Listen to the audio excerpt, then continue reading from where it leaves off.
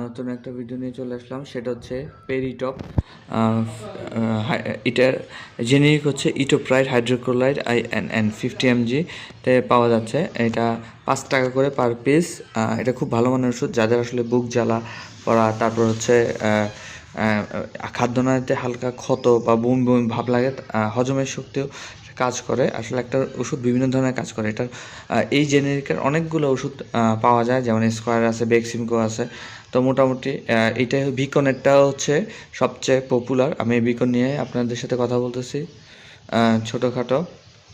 তো এইটা 90 একটা ট্যাবলেটের একটা বক্স।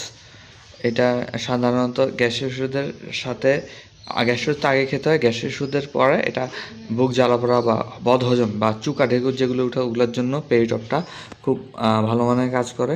তো এর বিকনের হচ্ছে একটা টপ নচ প্রোডাক্ট বা ফ্ল্যাগশিপ যে প্রোডাক্টগুলো আছে আমরা ফোনের ক্ষেত্রে বলি, এটা হচ্ছে বিকনের একটা ফ্ল্যাগশিপ প্রোডাক্ট পেরিটপ। আর একটা হচ্ছে আপনার প্যালক্সি, ওটা হচ্ছে আপনার বমির ওষুধ। এটা 5 টাকা করে পাওয়া যাচ্ছে, যে কোনো ফার্মেসির দোকানে আপনি 5 টাকা করে পাবেন। পেরিটপ না হলে অন্য কোম্পানিটাও পাবেন, কিন্তু বিকনেরটা মোটামুটি পপুলার।